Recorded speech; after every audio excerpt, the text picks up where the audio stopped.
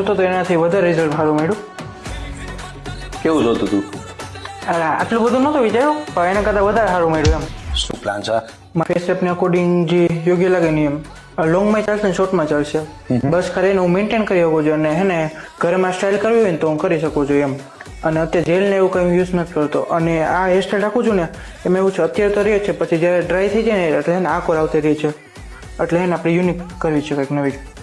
એટલે એમાં એવું છે કે તમે જો વિધાઉટ પ્રોડક્ટ હેર રાખતા હોય તો એ ડેફિનેટલી આમ આવી જવાના છે. ઓકે, જો તમે શોર્ટ કરો સપોઝ અને શોર્ટ કરીને ક્રોપિંગ કરના હો આખા હેરમાં, બરોબર છે, તો તમે મેસી રાખી શકો, ડ્રાય રાખી શકો તમે, એ કોઈ ઇશ્યુ નથી. બટ તમે જો લોંગ રાખતા હોય હેર તો ડેફિનેટલી સ્ટાઇલિંગ કરવું જ પડશે. ફેસના એકોર્ડિંગ તમને શોર્ટ બી બહુ ફાઇન લાગશે.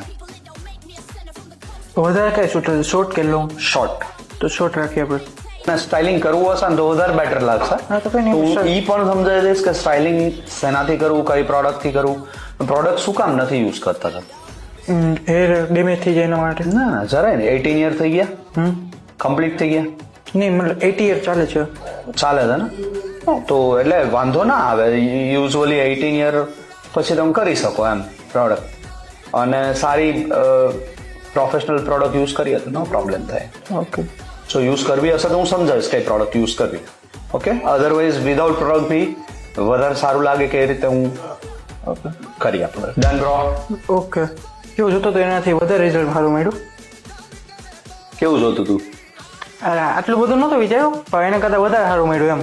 એકચ્યુઅલી કેવું છે કે ડેન્સિટી તમે આજે અપ રાખો છો ને તો વચ્ચે વચ્ચે ડેન્સિટી થોડી લાઇટ છે, તો દેટ્સ વાય વચ્ચે વચ્ચેથી ગેપ દેખાતું. બીજું સૌ કોમન હેરસ્ટાઈલ હતી, તમે વર્ષોથી પાર્ટિંગ કરીને અપ જ રાખતા, એકદમ કોમન હતી.